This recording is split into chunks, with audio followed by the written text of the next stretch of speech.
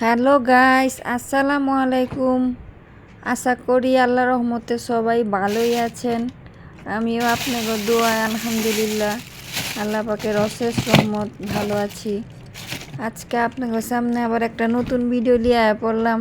ভুল ত্রুটি হইলে ক্ষমার দৃষ্টিতে দেখবেন। আমি নতুন, ভুল ত্রুটি হইতেই পারে, দয়া করে ক্ষমার দৃষ্টিতে দেখবেন। সবাই পাশে থাকবেন, সাপোর্ট করবেন, লাইক কমেন্ট কইরা আমার ভিডিওগুলা শেয়ার করবেন আর আমার চ্যানেলটা সাবস্ক্রাইব করে দিয়েন। প্লিজ আপনারা সাবস্ক্রাইব করে দিয়েন। আপনারা পাশে থাকলে অবশ্যই আমি সামনে আগে বাড়া পারুম। আজকে নিয়ে এলাম, আজকে ফ্রিজটারে পরিষ্কার করবো। গেলে কালকে যেহেতু ঈদ, আর আমার ফ্রিজটাও নোংরা হয়ে গেছে, সব উল্টা পাল্টা হয়ে রয়েছে, আউলা জাউলা হয়ে রয়েছে। এই লেগে এই যে দেখছেন সব আউলা জাউলা হয়ে রয়েছে। এই লেগে ফ্রিজটারে পরিষ্কার করে চিন্তা করলাম যে কইরেই ফেলাই। কালকা যেহেতু ঈদ, আজকে ফ্রিজটা পরিষ্কার কইরেই ফেলাই। আর এই যে সব কিছু আস্তে আস্তে কইরা নামায়া ফেলামো, নামায়া আলা পরিষ্কার করা শুরু করবো। আপনার কাছে একটা গুরুত্বপূর্ণ হাদিস শেয়ার করি, কারণ যেটা নিজে জানে এটা অপরে জানানো উত্তম। হুজুর পাক সাল্লাল্লাহু আলাইহি ওয়াসাল্লাম বলছেন, তোমরা অসুস্থতার আগে সুস্থতার মূল্যায়ন করো, আর তোমরা জীবিত অবস্থায় মৃত্যুর প্রস্তুতি নাও। এটা হইতেছে সহিহ বুখারী হাদিস। এই বিষয়টা আমাকে কি বুঝাইছে? এই বিষয়টা আমাকে বুঝাইছে যে আমরা যখন অসুস্থ থাকবো বা অসুস্থতার আগে আমাকে কী করতে হইব, এটার জন্য প্রস্তুতি নিতে হইব, মানে শুকরিয়া আদায় করতে হইব আল্লাহ পাকের কাছে। এটা মূল্যায়ন করতে হইব যে আল্লাহ পাক আমাকে সুস্থ রাখছে। কারণ যারা কিনা অসুস্থ হবে তারাই একমাত্র কয়া পারে যে সুস্থ অবস্থায় শরীরটা কত ভালো ছিল আর অসুস্থ অবস্থায় শরীরটা কত খারাপ লাগে। এই জন্য আমগো করতে হইব, অসুস্থতার আগে সুস্থতার যে একটা নিয়ামত আল্লাহ পাক আমগো নিয়ামত দিচ্ছে, এই নিয়ামতটা শুকরিয়া আদায় করা লাগবো। আর অসুস্থ হইলেও আল্লাহ পাকের উপর ধৈর্য রাখতে হইব যে অবশ্যই যে আল্লাহ অসুস্থ বানাইছে ওই আল্লাহ সুস্থ করে দিব ইনশাল্লাহ। আর মৃত্যুর প্রস্তুতি নিবার কইছে। কথা হইতেছে আমগো এই দুনিয়াটা হইল ক্ষণস্থায়ী। এই দুনিয়ার মধ্যে আমরা অল্প সময়ের জন্য আইছি, আমরা হইলাম এই দুনিয়ার মেহমান। আমরা যেমন একটা বাড়িতে বেড়াবার গেলে বেশিক্ষণ থাকি না, 1 দিন 2 দিন 3 দিন, সারা জীবন তো থাকা সম্ভব না বেড়াবার গেলে। এরকম দুনিয়া তো আমরা বেড়াইবারের মতোই আইছি, অল্প সময় লেগে আইছি। আল্লাহ পাক আবার যখন আমগো মৃত্যু নির্ধারণ করবো, ঠিক ওই সময়টা আল্লাহ পাকের কাছে আমরা যাইতে হইব।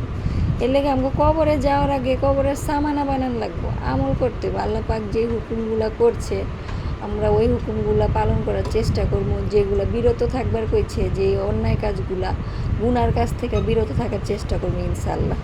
তো আমাকে কী করতে হইব, এই জন্য প্রস্তুতিটা হচ্ছে আমগো বেশি বেশি আমল করতে হইব, আল্লাহ পাকের শুকরিয়া আদায় করতে হইব। যত আমরা শুকরিয়া আদায় করবো, যে কোনো জিনিসের আমরা শুকরিয়া আদায় করবো, তত আল্লাহ পাক নিয়ামত বাড়ায় দিব। আর যদি আমরা অশুক্রিয়া করি তাহলে আল্লাহ পাক আমগো নিয়ামত ছিনায় নিব। এই জন্য প্রত্যেকটা জিনিসের আমরা শুকরিয়া আদায় করতে হইব। আমার ফ্রিজে সব কিছু বাইক করে ফ্রিজে পরিষ্কার করা প্রায় কমপ্লিট হয়ে যেতেছে গা।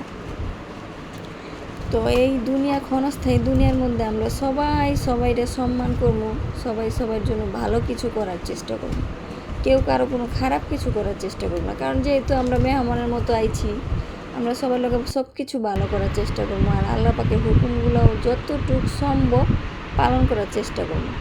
দেখছেন আমার ফ্রিজটারে পরিষ্কার করা গেছে, এই যে গুছানো হয়ে গেছে। ফ্রিজটা যেমন গুছাইলে সুন্দর দেখা যেতেছে, একটু আগে কেমন দেখা গেছে এলোমেলো ছিল, আর ওখানে দেখেনি যে গুছানো হয়ে গেছে। সব কিছু একদম ঠিক মতো গুছায়, যতটুকু পারছি আমি পরিষ্কার করে গুছায় গুছাইছি। তো এরকম আমগো কী করতে হইব, দুনিয়াতে আমগো জীবনটার এরকম করে আমল দেওয়া গুছায় নিতে হইব। যখন কিনা আমরা আমল দেওয়া গুছায় নিব, তখন মনে করেন আমগো দুনিয়া আখেরাত দুই জায়গায় আমগো শান্তি হইব, আল্লাহ পাক সন্তুষ্টি হইব। আমার তরকারি সব গাইমা গেছিলো গা বাইরে রেখে পরিষ্কার করাতে। আমি এর লেগে আবার সব কিছু পলিথিনগুলো চেঞ্জ করে তরকারিগুলো ডিবাগুলা মুছে আবার সব জায়গা মতো সাজায় রাখছি। এরকম আমরা আমলগুলোও সময় মতো জায়গা মতো করতে হইব, করার চেষ্টা করতে হইব। আমরা যখন কিনা চেষ্টা করবো, তখন আল্লাহ পাক কী করবো, আমরা আমল করার তৌফিক দান করবো। আমরা যদি চেষ্টাই না করি তাহলে কি আল্লাহ পাক আমল করার তৌফিক দান করবো? এই জন্য চেষ্টা করতে হবে। আমার ফ্রিজ পরিষ্কার করা কমপ্লিট আলহামদুলিল্লাহ। এরকম আমরা আমল করারও যেন আল্লাহ পাক তৌফিক দান করে ইনশাআল্লাহ। তাহলে আমরা সবাই কী করবো, দুনিয়াতে আল্লাহ পাকের প্রত্যেকটা হুকুম মানার চেষ্টা করবো। জানি না আল্লাহ পাক কতটুকু করার তৌফিক দিব, কিন্তু চেষ্টা করতে হবে সবাই। তাহলে সবাই ভালো থাকেন, পাশে থাকেন, আর সবাই আমার চ্যানেলটা সাবস্ক্রাইব করে দিয়া লাইক কমেন্ট করে আমি সাপোর্ট করেন। ভালো থাকেন তাইলে। আল্লাহ হাফেজ। কোরবানি ঈদের শুভেচ্ছা। ঈদ মোবারক।